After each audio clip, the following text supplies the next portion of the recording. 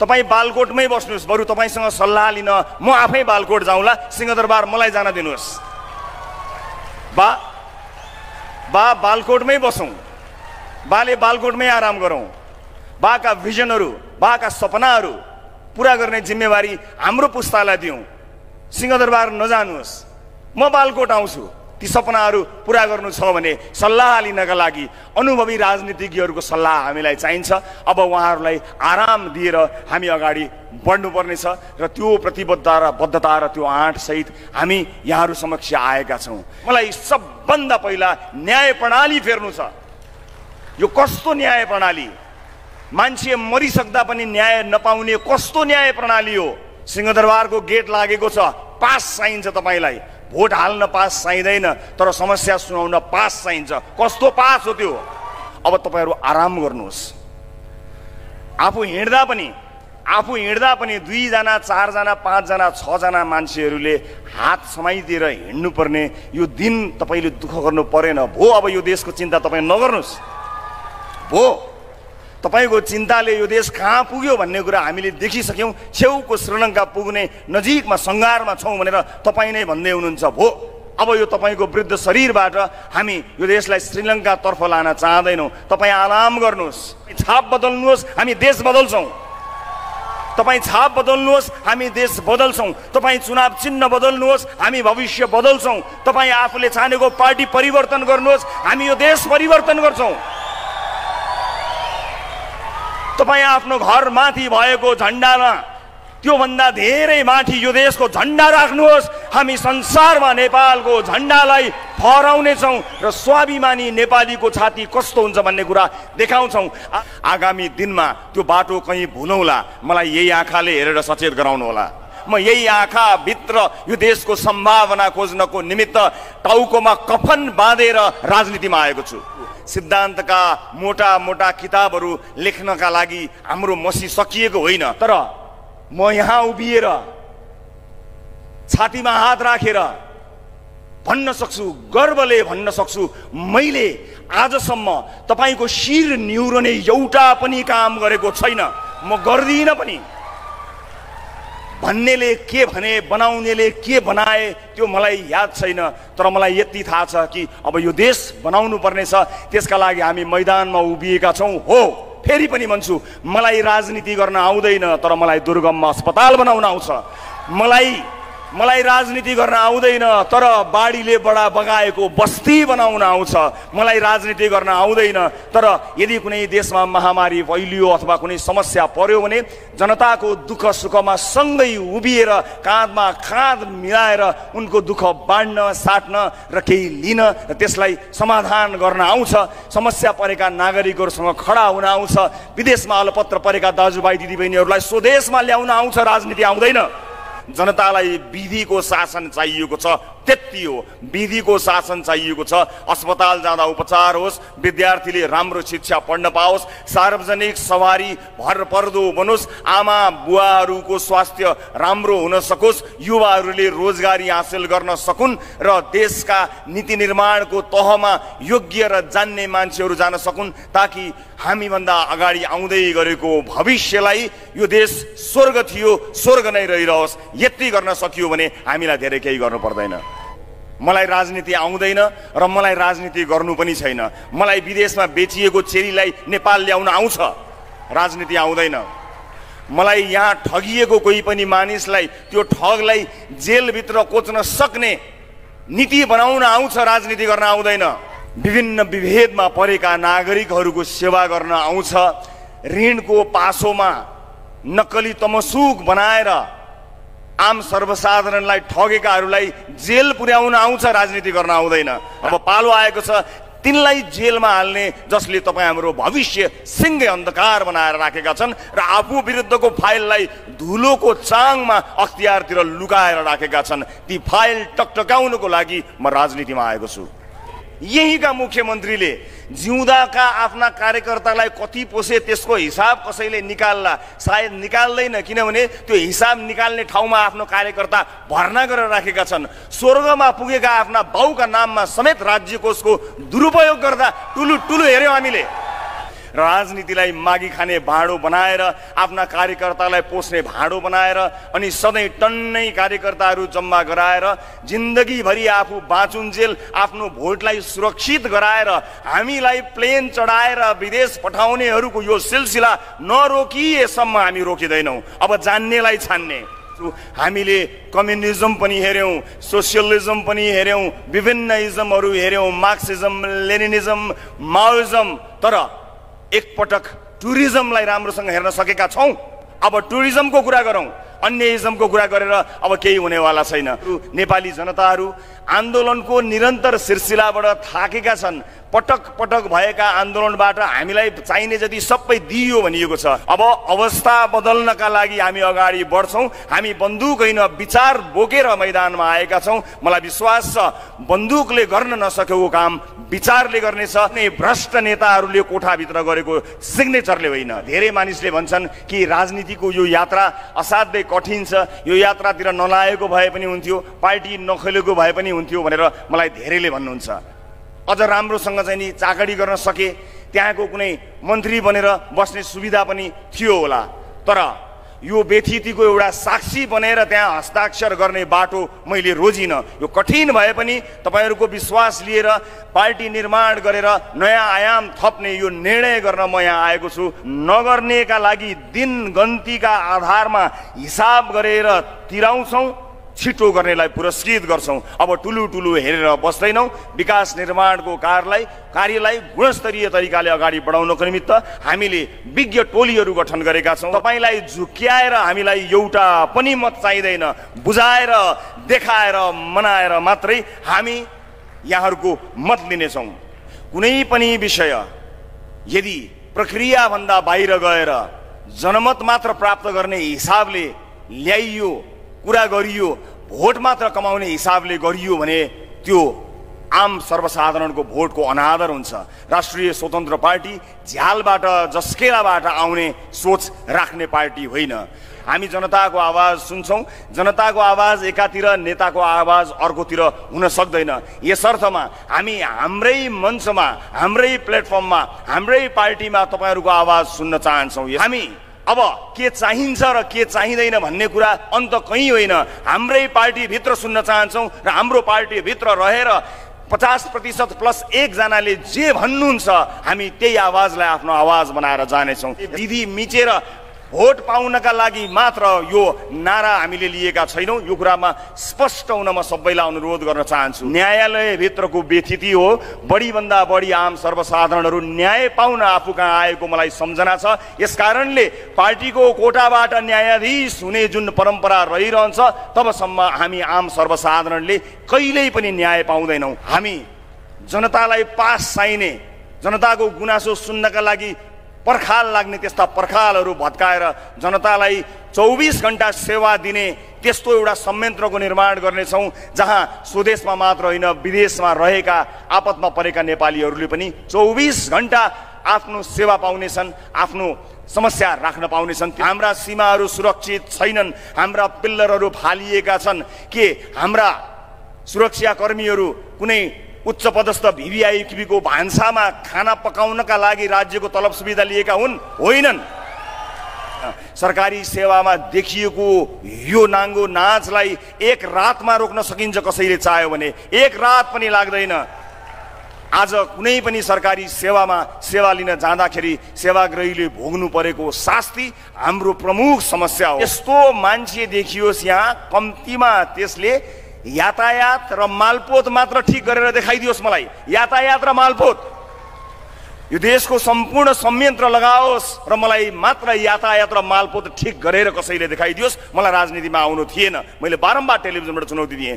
यो तर म तपाईलाई यो बाचा गर्न आएको छु कि आफूले बोलेका हरेक चिजको तपाईहरूले खबरदारी गर्नु हुनेछ भन्ने सोच बनाएर हामीले पार्टी निर्माण गरेका छौँ। हाम्रो राजनीतिक दलमा, हाम्रो पार्टीमा विश्वास गर्नुहुने, हाम्रो सदस्यता लिनुहुने जति पनि सदस्य साथीहरू हुनुहुन्छ उहाँहरूलाई मैले निरन्तर अनुरोध गर्दै आएको छु कि तपाईँ आउनुभयो, खुसी लाग्यो, राम्रो भयो, सही हुन्छ, गजब हुन्छ भन्ने जस्ता शब्दहरू हामी निरन्तर सुन्ने गर्दछौँ। अब हामीलाई त्यस्ता शब्द होइन, यो गलत भयो, यहाँ सही गर्नु भएन, यहाँ खबरदार हुनुहोला भनेर खबरदारी गर्नुहोला। हाम्रो तारिफ अब होइन, हामीलाई खबरदारी गर्नुहोला। तपाईँको खबरदारीले मात्रै हामीले हाम्रो यात्रालाई तय गर्न सक्नेछौँ। उहाँहरू आफ्नो दलभित्र होइन, सञ्चार माध्यममा म प्रधानमन्त्री हुन्छु भनेर हिँड्नु भएको छ। यदि प्रधानमन्त्री हुने इच्छा समयमै भिजन हुँदै, उमेर हुँदै, जोस हुँदै, जाँगर हुँदै प्रधानमन्त्री बन्नु छ भने अब तपाईँको छनौटको पार्टी त राष्ट्रिय स्वतन्त्र पार्टी हुनुपर्छ, किनकि राष्ट्रिय स्वतन्त्र पार्टी मात्रै हो। प्रदेश संरचना जुन ढङ्गको बनाइएको छ यो सबै आफ्ना कार्यकर्तालाई पोस्नका लागि बनाइएको हो। भएका मन्त्रालय नै धेरै भएको बेलामा त्यसलाई पनि फुटाएर बार्दली नै पछि, झ्यालै पछि मन्त्रालय राखेर सङ्घीयतालाई बदनाम गराउनेहरूको मैदानमा नै गएर सङ्घीयताको ज्वरोबाट यसलाई समाधान गर्ने हाम्रो विचार छ।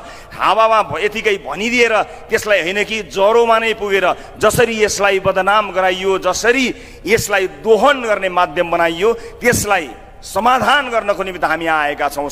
यो रोस्ट्रम संसदको रोस्ट्रम बन्न अब धेरै समय छैन, मात्र तपाईँको एउटा भोटले परिवर्तन गर्नेछ।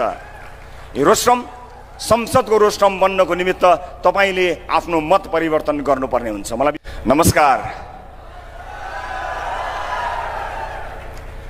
मलाई यही आँखाले हेरिरहनु होला, यही आँखा आशा, भरोसा र खबरदारीको यही आँखा, तपाईँको यो आँखालाई आफ्नो आँखाले खिचेर म सिंहदरबारतर्फको यात्रामा हिँडेको छु। मलाई यही आँखाले हेर्नुहोला। अन्यायको विरुद्ध जसरी उभिएको थिएँ हिजो आम सर्वसाधारणलाई न्याय दिनको निमित्त, आगामी दिनमा त्यो बाटो कहीँ भुलौँला, मलाई यही आँखाले हेरेर सचेत गराउनुहोला। आम आवाज नभएका मान्छेहरूका लागि, तिनको आवाज बनेर कसैलाई झर्को लागे पनि चर्को बोल्ने निरन्तरताका लागि यही आँखाले हेरिरहनु होला। म यही आँखा भित्र यो देशको सम्भावना खोज्नको निमित्त टाउकोमा कफन बाँधेर राजनीतिमा आएको छु। कुनै लोभ डर नराखिकन तपाईँको भर लिएर हामी आम सर्वसाधारणको जीवन बदल्न सकिन्छ भनेर राजनीतिमा आएका छौँ र सिद्धान्तका लामा लामा हरफहरू, सिद्धान्तका मोटा मोटा किताबहरू लेख्नका लागि हाम्रो मसी सकिएको होइन। बस हामी त्यस्ता सुक्खा मसीहरूमा अब विश्वास गर्दैनौँ। जनतालाई विधिको शासन चाहिएको छ, त्यति हो। विधिको शासन चाहिएको छ।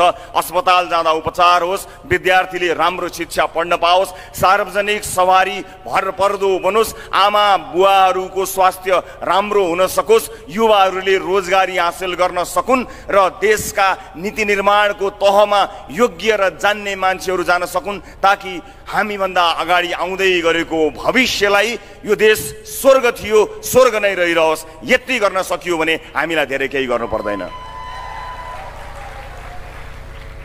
मलाई विश्वास छ विगत 5-6 वर्षसम्म निरन्तर सञ्चार माध्यममा तपाईँहरूको आवाज प्रस्तुत गर्दा जे पीडा मैले देखेँ त्यही पीडालाई आफ्नो अवधारणा बनाएर, आफ्नो प्राथमिकता बनाएर हामी राजनीतिमा होमिएका हौँ। त्यहाँ मलाई मान्छेले ठग्यो, मान्छेले लुट्यो, मलाई अन्याय पार्यो भन्नेहरूको लड्को थियो। मलाई धेरै मान्छेले आजभोलि भन्ने गरेका छन् यो सञ्चारकर्मी टेलिभिजनमा कराउने मान्छे, यसलाई राजनीति आउँदैन। हो, मलाई राजनीति आउँदैन र मलाई राजनीति गर्नु पनि छैन। मलाई विदेशमा बेचिएको चेरीलाई नेपाल ल्याउन आउँछ, राजनीति आउँदैन। मलाई यहाँ ठगिएको कोही पनि मानिसलाई, त्यो ठगलाई जेलभित्र कोच्न सक्ने नीति बनाउन आउँछ, राजनीति गर्न आउँदैन। मलाई चराले बिस्ट्याउँदा पनि मन्दिरको छतमा रुख उम्रने उर्वर भूमिबाट बालुवा नै बालुवामा आफ्नो भविष्य खोज्न गएको युवकका लागि सुनौलो भविष्य कोर्न आउँछ, राजनीति गर्न आउँदैन। विभिन्न विभेदमा परेका नागरिकहरूको सेवा गर्न आउँछ। ऋणको पासोमा नक्कली तमसुक बनाएर आम सर्वसाधारणलाई ठगेकाहरूलाई जेल पुर्याउन आउँछ, राजनीति गर्न आउँदैन।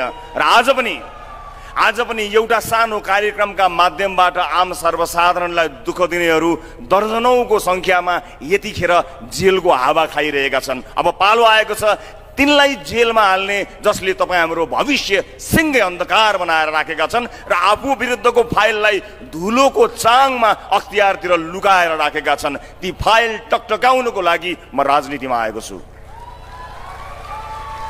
कसैको डर लिएर होइन, कसैसँग तर्सिएर होइन, कुनै लाभ लिनका लागि होइन।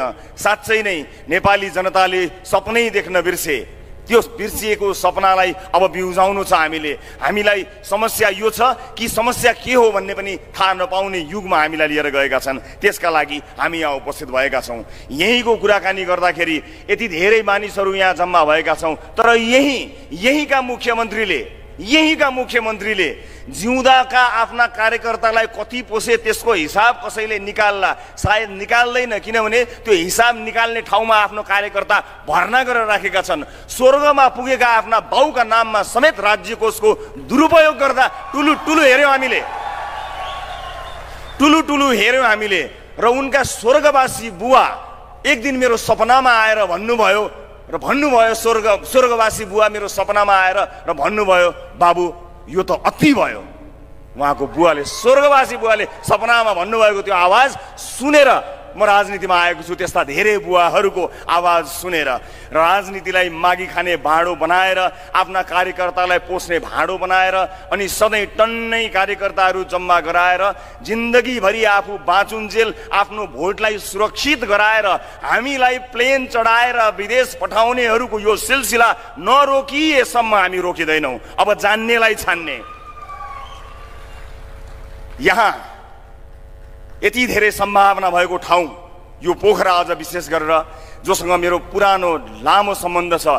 2 दशक अगाडि यहीँको फेवातालमा एउटा कार्यक्रम सञ्चालन गरेको मलाई झलझली सम्झना आउँछ। पोखराले मलाई माया गर्न कहिल्यै कन्जुस्याइ गरेन। पोखराले मलाई आफ्नो अङ्गालोमा हाल्न कहिल्यै पनि कन्जुस्याइ गरेन, सधैँ आफ्नो अङ्गालोमा हाल्यो। पोखराले मलाई यति धेरै प्रेरणा दियो, यति धेरै माया दियो कि एउटा सामान्य सञ्चारकर्मीलाई अब यो देश बदल्नका लागि राजनीतिमा आउनुपर्छ भन्ने सम्मको प्रेरणा दियो। यो हल त्यसको साक्षी हुनेछ।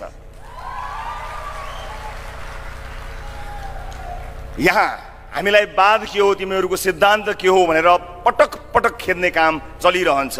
हामी आफ्ना दुवै कानको सदुपयोग गर्न चाहन्छौँ ताकि एकातिरबाट सुन्ने अर्कातिरबाट उडाउने हामी दुवै कानको सदुपयोग गर्नका लागि पनि यहाँ उपस्थित छौँ। र यहाँहरूलाई बताउन चाहन्छु, हामीले कम्युनिजम पनि हेऱ्यौँ, सोसियलिजम पनि हेऱ्यौँ, विभिन्न इजमहरू हेऱ्यौँ, मार्क्सिजम, लेनिनिजम, माओइजम, तर एकपटक टुरिज्मलाई राम्रोसँग हेर्न सकेका छौँ। अब टुरिज्मको कुरा गरौँ, अन्य इजमको कुरा गरेर अब केही हुनेवाला छैन। अब जनतालाई झुक्क्याउने, अल्मल्याउने काम धेरै नहोस् भन्ने हामी चाहन्छौँ। र यो पोखरा जहाँ विश्वविद्यालयको कुराकानी गर्ने हो भने वर्ल्ड क्लास युनिभर्सिटी बनाउन सकिने यो ठाउँ छ, तर यहीँ पनि समयमा एक्जाम नहुने समस्या यहाँ भएको छ। हामीले त्यसलाई मध्यनजर गरेका छौँ र हामी चाहन्छौँ विद्यार्थीहरूले पढ्न सक्ने वातावरण बनोस् र कम्तीमा पनि समयमा एक्जाम गर्न नसक्नेहरूको हालिमुहालीलाई बन्द गर्न जरुरी छ। र यहाँहरूलाई यो पनि बताउँ कि यहाँ गण्डकी युनिभर्सिटी छ र यति राम्रो युनिभर्सिटी छ। त्यो युनिभर्सिटीका बारेमा मैले यहाँ बताइरहनै पर्दैन। यो ठाउँ शैक्षिक हब बन्न सक्छ, पर्यटनको हब यो अलरेडी छ, तर यहाँभित्र पनि सरकारी जग्गा जमिनलाई आफ्ना पहुँचवाला र आफ्ना कार्यकर्ताहरूलाई पोस्नको निमित्त एउटा माध्यम बनाइएको छ, तर आम सर्वसाधारणहरू केही गर्न नसक्ने अवस्थामा पुगेका छन्। किनकि लगभग हाम्रो रगत चिसो भइसकेको छ। नेपाली नागरिकहरू, नेपाली जनताहरू आन्दोलनको निरन्तर सिलसिलाबाट थाकेका छन्। पटक पटक भएका आन्दोलनबाट हामीलाई चाहिने जति सबै दिइयो भनिएको छ, चाहिने व्यवस्था सबै दिइयो, नचाहिने व्यवस्था सबै फालियो भनिएको छ। यस अर्थमा हामी अब बाहिर निस्कन नसक्ने अवस्थामा पुगेका छौँ। तर जुन अवस्था हामीले भोगिरहेका छौँ त्यो अवस्था हेर्ने हो भने अब जुन जतिखेर आन्दोलनहरू भएका थिए त्यो बेलामा भएका व्यथिति र आजको व्यथितिको तुलना गर्ने हो भने आजको व्यथिति कैयौँ गुणा माथि छ। तर हामीलाई सडकमा जानुपर्ने अब कारण दिइएको छैन, किनभने हामीलाई त चाहिने पर्ने सबै व्यवस्था दिइएको छ र हामी त्यो व्यवस्था हेरेर दङ्ग परेका छौँ। अब त्यो व्यवस्था हेरेर दङ्ग पर्ने होइन। अब अवस्था बदल्नका लागि हामी अगाडि बढ्छौँ। हामी बन्दुक होइन विचार बोकेर मैदानमा आएका छौँ। मलाई विश्वास छ बन्दुकले गर्न नसकेको काम विचारले गर्नेछ र गण्डकीले आफ्नो नेता यसपटक छान्नेछ, यो ठाउँ बनाउने जिम्मेवारी लिनेछ र आगामी निर्वाचनमा हामी यस्ता व्यक्तिहरूको खोजी गर्छौँ र यस्ता व्यक्तिहरूलाई लिएर संसद जानेछौँ। ती व्यक्तिहरूको विज्ञता र विद्वताले अब यो देशको आगामी भविष्यको रेखा कोर्नेछ। कुनै भ्रष्ट नेताहरूले कोठाभित्र गरेको सिग्नेचरले होइन। हामी त्यसका लागि तयार हुनुपर्ने बेला आएको छ। उपस्थित आदरणीय दाजुभाइ दिदीबहिनीहरू, मलाई यो पनि थाहा छ कि राजनीतिको यो यात्रा त्यति सजिलो र सहज यात्रा होइन, त्यति असल र त्यति मनपर्ने यात्रा होइन। धेरै मानिसले भन्छन् कि राजनीतिको यो यात्रा असाध्यै कठिन छ, यो यात्रातिर नलागेको भए पनि हुन्थ्यो, पार्टी नखेलेको भए पनि हुन्थ्यो भनेर मलाई धेरैले भन्नुहुन्छ। एउटा कुनै दलमा गएर त्यस दलको कुनै पद लिएर, सम्भवतः कुनै पद लिएर अथवा हुनसक्ला अझ राम्रोसँग चाहिँ नि चाकडी गर्न सके, त्यहाँको कुनै मन्त्री बनेर बस्ने सुविधा पनि थियो होला। तर यो व्यथितिको एउटा साक्षी बनेर त्यहाँ हस्ताक्षर गर्ने बाटो मैले रोजिनँ। यो कठिन भए पनि तपाईँहरूको विश्वास लिएर पार्टी निर्माण गरेर नयाँ आयाम थप्ने यो निर्णय गर्न म यहाँ आएको छु। मलाई विश्वास छ तपाईँहरूले पूर्ण रूपमा साथ दिनुहुनेछ र यो यात्रालाई सफल बनाइदिनुहुनेछ भन्ने विश्वास मैले लिएको छु। विशेष गरेर मुगलिन पोखरा 4 लेनको बाटोको कुराकानी गरिरहँदा हामीले सधैँ भोगेको यो समस्या, तर हामीले सधैँ भोगेको यो समस्या देखेर पनि नदेखे चाहिँ गर्ने नेतृत्वलाई अब हामीले हटाएर यसलाई देखाइदिनुपर्छ कि कसरी सजिलै गुणस्तरीय निर्माण गर्न सकिन्छ भनेर। त्यसैले हामीले हाम्रो कागज मार्फत लिखितम रूपमा एक पाने घोषणा सहित भनेका छौँ कि विकास निर्माणको काम जब हामी सुरु गर्छौँ तोकिएकै समयमा पुरा गर्छौँ, तोकिएको गुणस्तरमा पुरा गर्छौँ, नगर्नेका लागि दिन गन्तीका आधारमा हिसाब गरेर तिराउँछौँ, छिटो गर्नेलाई पुरस्कृत गर्छौँ। अब ठुलो ठुलो हेरेर बस्दैनौँ। विकास निर्माणको कार्यलाई गुणस्तरीय तरिकाले अगाडि बढाउनको निमित्त हामीले विज्ञ टोलीहरू गठन गरेका छौँ र विज्ञ टोलीहरूले हामी सभा समारोह निर्वाचन र पार्टी निर्माणको काममा गइरहँदा पनि आफ्नो काम गरिरहनु भएको छ र निर्वाचनभन्दा अगाडि हामीले परिकल्पना गरेको समाज कस्तो हुन्छ, हामीले परिकल्पना गरेको देश कस्तो हुन्छ भन्ने कुरा तपाईँलाई देखाएर मात्र तपाईँको मत लिन्छौँ। तपाईँलाई झुक्क्याएर हामीलाई एउटा पनि मत चाहिँदैन, बुझाएर देखाएर मनाएर मात्रै हामी यहाँहरूको मत लिनेछौँ। धेरै प्रश्नहरू आइरहन्छ हामीलाई संघीयताका विषयमा, शासकीय स्वरूपका विषयमा, यो फेर्नुपर्छ यो फाल्नुपर्छ भन्ने विषयमा। तपाईँहरूलाई म के जानकारी गराउन चाहन्छु भने कुनै पनि विषय यदि प्रक्रियाभन्दा बाहिर गएर जनमत मात्र प्राप्त गर्ने हिसाबले ल्याइयो, कुरा गरियो, भोट मात्र कमाउने हिसाबले गरियो भने त्यो आम सर्वसाधारणको भोटको अनादर हुन्छ। राष्ट्रिय स्वतन्त्र पार्टी झ्यालबाट जस्केलाबाट आउने सोच राख्ने पार्टी होइन। हामीले डिजिटल डेमोक्रेसीको अभ्यास सुरु गरेका छौँ। यो 21औं शताब्दीको दल हो। यो 21औं शताब्दीको दलमा हामी तपाईँसँग डिजिटल डेमोक्रेसीको माध्यमबाट तपाईँसँग जोडिनेछौँ र हामी यस्ता मुद्दाहरूलाई तपाईहरू समक्ष राख्नेछौँ। यदि तपाईँहरूको बहुमतले यी र यस्ता मुद्दामा यदि चाहिँदैन, हुँदैन अथवा चाहिन्छ हो भन्छ भने हामी जनताको आवाज सुन्छौँ। जनताको आवाज एकातिर, नेताको आवाज अर्कोतिर हुन सक्दैन। यसर्थमा हामी हाम्रै मञ्चमा, हाम्रै प्लेटफर्ममा, हाम्रै पार्टीमा तपाईँहरूको आवाज सुन्न चाहन्छौँ। यसर्थ भर्खरै सुरु भएको यो पार्टीले आफ्नो सदस्यता विस्तारको काम सुरु गरेको छ।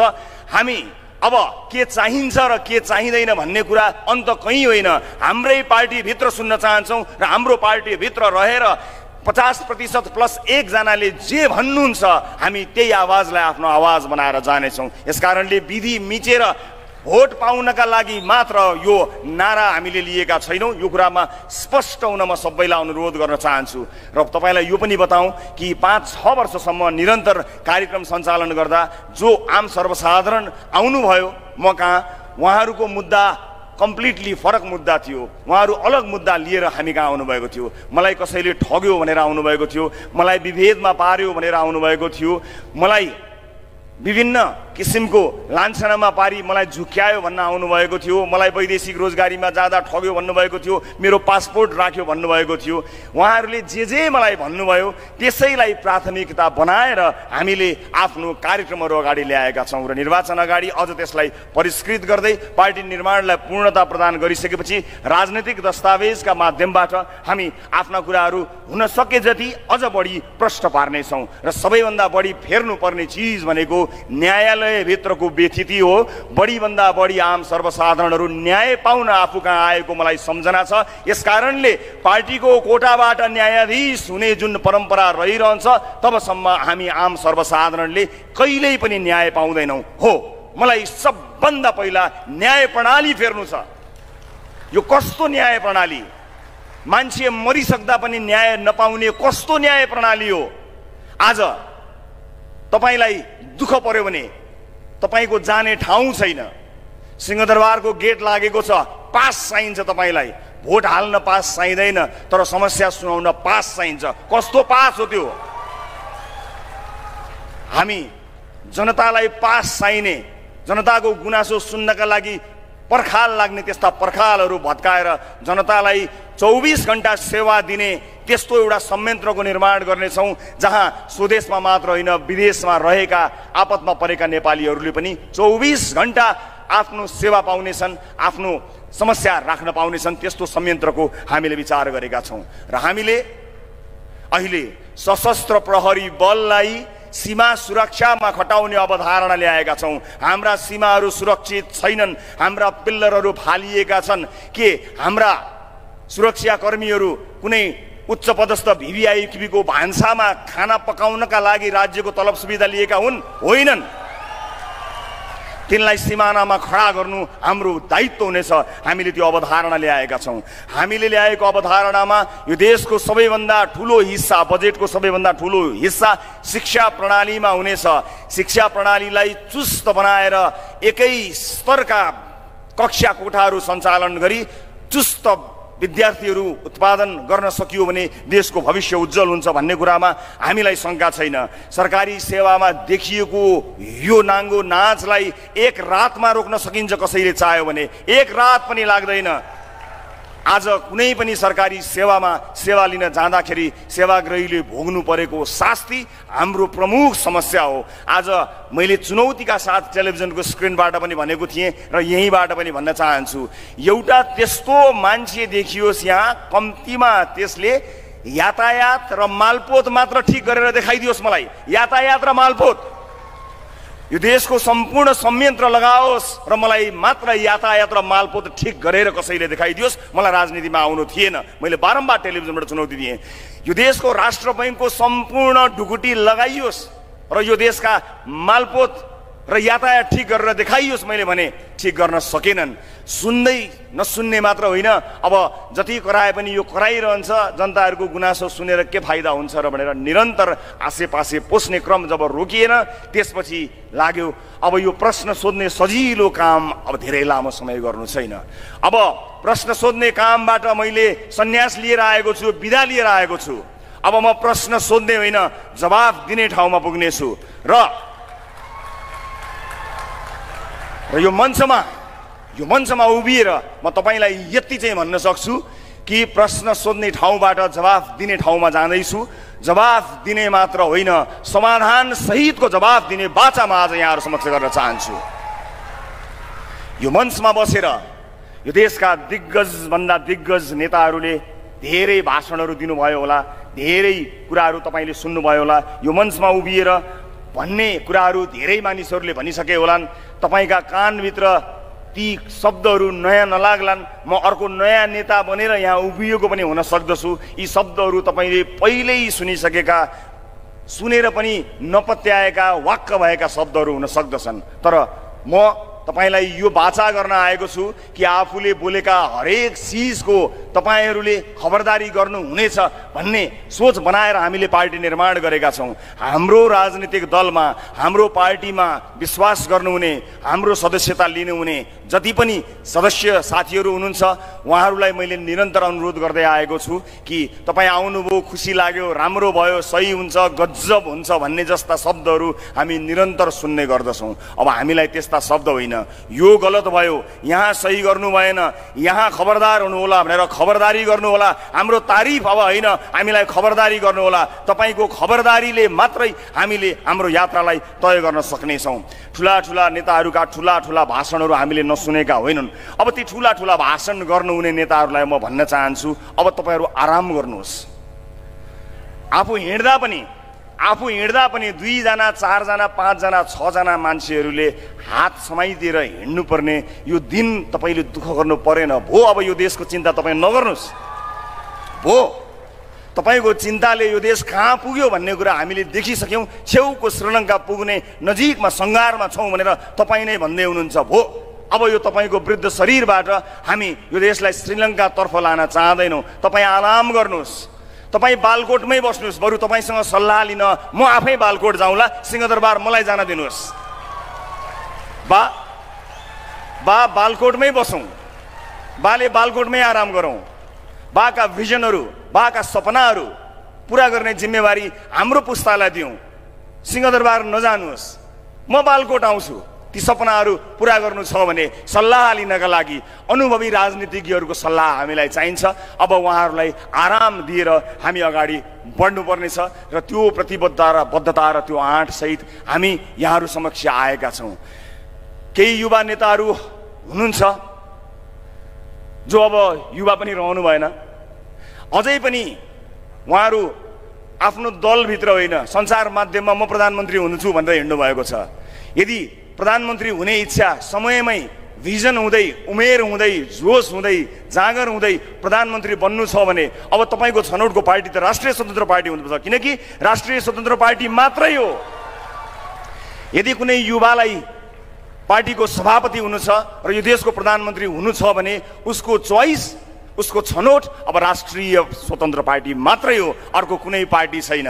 एउटा युवाले कतिखेर आफ्नो नेताले विश्राम लिनुहुन्छ वा कतिखेर आफ्नो नेता थला पर्नुहुन्छ वा कतिखेर आफ्नो नेताको अप्रिय दिन आउँछ भनेर कुरेर बल्ल मेरो पालो आउँछ भनेर भएका दलहरूबाट अब हामीले अपेक्षा गर्नुपर्ने केही पनि छैन। त्यसकारणले उहाँहरू जो युवा हुँ म यो देश हाँच्छु भन्नुभएको छ, उहाँहरूलाई टेलिभिजनको अन्तर्वार्ताहरूमा, पत्र पत्रिकाको अन्तर्वार्ताहरूमा होइन, सोझै राष्ट्रिय स्वतन्त्र पार्टीको केन्द्रीय कार्यालयमा आउन अनुरोध गर्न चाहन्छौँ, जहाँ सदस्यता लिइसकेपछि तपाईँले कुर्नु पर्दैन, सोझै सभापतिको उम्मेदवार बनेर चुनाव लड्नुपर्छ।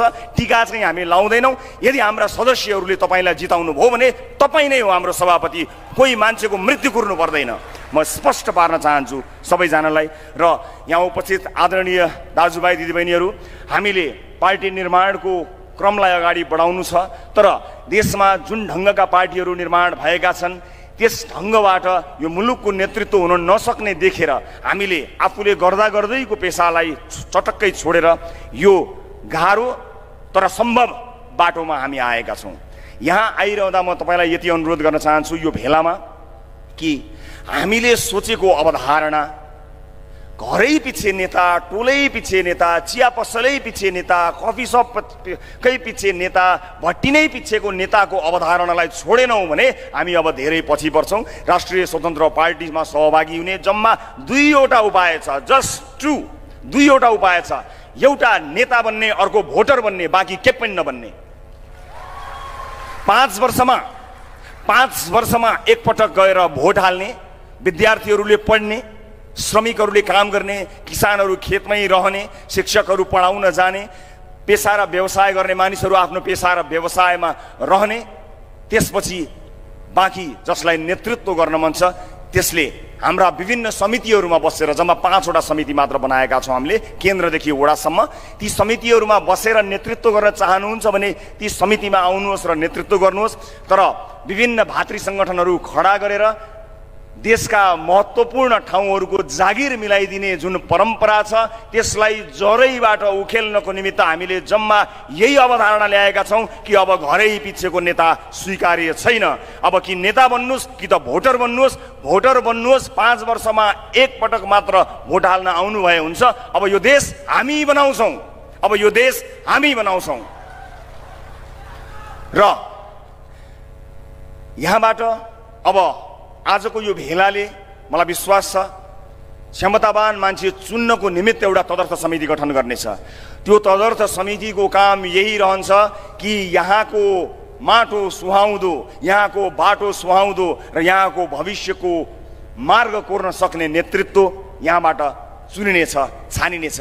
आउँदै गरेको निर्वाचनमा हामी तिनै अनुहारहरूलाई संसदको रोस्ट्रममा हेर्न चाहँदैनौँ। अब त हाम्रो टिभी पनि आफै दिक्क लागेर बन्द हुने अवस्थामा पुगिसक्यो त्यही अनुहारहरू हेरेर। अब यहाँका अनुहारहरू हेर्ने हो, अब यहाँका अनुहारहरू हेर्ने हो।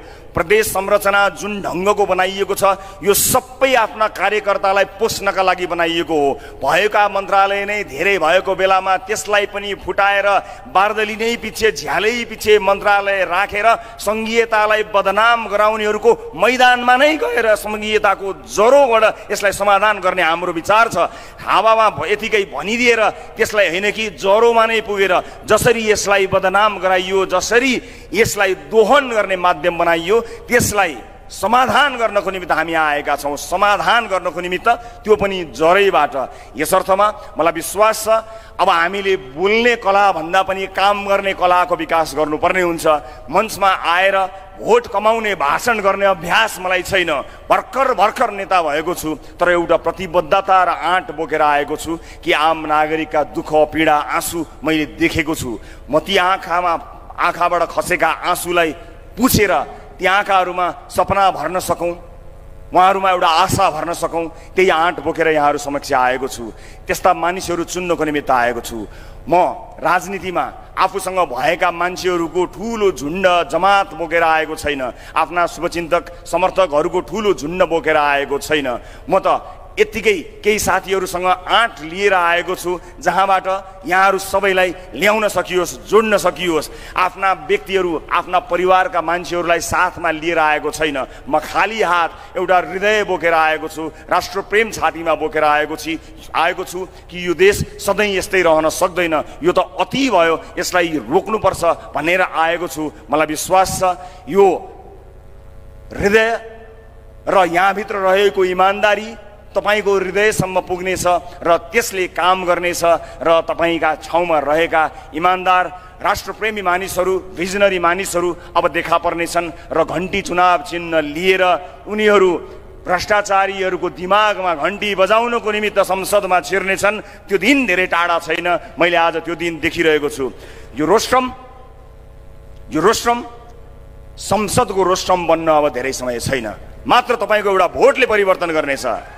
यो रोस्ट्रम संसदको रोस्ट्रम बन्नको निमित्त तपाईले आफ्नो मत परिवर्तन गर्नुपर्ने हुन्छ। मलाई विश्वास छ वर्षौंदेखि आफूले आस्था विश्वास राखेका कयौं दलको झण्डा तपाईको छतमा छ, त्यो छतमा भन्दा पनि त्यो झण्डाको छाप तपाईको मनमा छ। मलाई विश्वास गर्नुहोस् जुन दिनसम्म तपाईको मनमा त्यो झण्डाको छाप रहिरहन्छ हाम्रो निधारमा यो व्यक्तित्वको छाप कहिले पनि हट्दैन। तपाईँ छाप बदल्नुहोस्, हामी देश बदल्छौँ।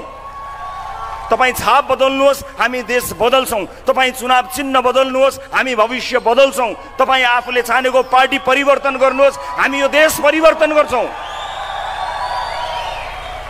तपाईँ आफ्नो घर माथि भएको झण्डामा त्योभन्दा धेरै माथि यो देशको झण्डा राख्नुहोस्, हामी संसारमा नेपालको झण्डालाई फहराउनेछौँ र स्वाभिमानी नेपालीको छाती कस्तो हुन्छ भन्ने कुरा देखाउँछौँ। आज यो देशलाई विदेशीहरूको रणभूमि बनाइएको छ। एउटा छिमेकी र अर्को छिमेकी दुश्मन बन्ने र त्यहाँभित्र बसेर संसारका विभिन्न देशहरूले खेल्ने मैदान बनाएको छ। तपाईँ आफ्नो मन बदल्नुहोस्, आफ्नो मत बदल्नुहोस्, हामी यी सबै फोहोरहरू बदलेर संसदलाई शुद्ध बनाउनेछौँ। यो बाचा म यहाँबाट गर्न चाहन्छु र आज जति बोलेको छु यो सबैको हेक्का मैले राखेको छु र यो बोलेका हरेक कुराको एक एक शब्दको जवाफ दिनको निमित्त हामी यो मैदानमा होमिएका हौँ। आज तपाईँलाई खुसी पार्नका लागि, तपाईँलाई उफार्नका लागि, तपाईँलाई जोस्याउनका लागि बोलिएको होइन। यो अति भएर धेरै भएर यो भन्दा बढी फोहोर अब हामी सहन सक्दैनौँ भनेर अन्तर्हृदयबाट निस्किएको आवाज हो। यो अन्तर्हृदयबाट निस्किएको आवाज तपाईँको हृदयसम्म पुगोस् र आउने मङ्सिरमा जहिले उहाँहरूको ज्योतिषले ठान्नुहुन्छ सायद भनेर, यसपालि उहाँको ज्योतिषले यो दिन चुनाव हुन्छ भनेर भन्नुहुन्छ, सायद छान्नुहुन्छ, त्यो दिन उहाँको कुसाहिद पार्ने काम हाम्रो। ज्योतिष उहाँले देखाउनु हुनेछ, ज्योतिषी उहाँको हुनेछ, भाग्य तपाईँ र मेरो बदल्नेछ, यो देशको बदल्नेछ। ज्योतिष उहाँको हुनेछ तर भाग्य हाम्रो लेखिनेछ। यसपटक पनि उहाँले ज्योतिषलाई देखाउनु हुनेछ, ज्योतिषीलाई देखाउनु हुनेछ, भाग्य देखाउनु हुनेछ, सबै ग्रहहरूलाई शान्त राख्नु हुनेछ। तर ती सबै ग्रहहरूले तपाईँ र हाम्रा लागि काम गर्नेछन् र यसपटक यो देश बदलिनेछ, यसको सुरुवात हुनेछ। म यो मङ्सिरको चुनावको तीव्र प्रतीक्षामा छु। तपाईँको भोट त्यो गोप्य मतदान हो, तर त्यो गोप्य मतदान भए पनि तपाईँका आँखाहरूमा घन्टी चिन्हमा लागेको छाप र तपाईँको आँखामा आशाको दियो देखिरहेको छु। बस यो दियो निभ्न नदिनु होला, यो दियोलाई निभ्न नदिनु होला। बालिरहनु होला, हुरी आउन सक्छ, आँधी आउन सक्छ। अब हाम्रा विरुद्ध सम्पूर्ण शक्तिहरू लागेर बदनाम गराउन सकिन्छ। मलाई यसमा अभ्यास भइसकेको छ, मैले यसको अभ्यास गरिसकेको छु, मलाई यो पचिसकेको छ। जुन देशमा मानिसहरू कोरोना कालमा छटपटाएर अक्सिजन लिएर हिँड्दा त बदनाम गराउँछन् भने यी कति तलसम्म जान सक्छन् भन्ने अन्दाज मलाई छ। दुर्गम कालीकोटमा सुत्केरी आमाहरू डोकोमा जानुपर्दा बाटोमा मृत्यु हुन्थ्यो, बाटोमा बच्चाहरू जन्मन्थे। आज त्यो अस्पतालमा दैनिक 50-60 जना मान्छेले उपचार पाइरहेका छन्। त्यस्तो ठाउँमा अस्पताल बनाउँदा त अनेक लान्छना लगाउनेहरूले यो चुनावमा यत्रो ठुलो हुल देखेपछि के मात्र गर्दैनन् होला। म तयार छु विभिन्न भ्रम छरेर तपाईँलाई दिग्भ्रमित पारेर तपाईँलाई फेरि पनि झुक्क्याउनको निमित्त विभिन्न समाचारहरू आउलान्, कुसमाचारहरू आउलान्, सूचनाहरू आउलान्। म तिनलाई नपत्याउनुहोस् भन्दिनँ, तर म यहाँ उभिएर छातीमा हात राखेर भन्न सक्छु, गर्वले भन्न सक्छु, मैले आजसम्म तपाईँको शिर निहुर्ने एउटा पनि काम गरेको छैन। म गर्दिनँ पनि।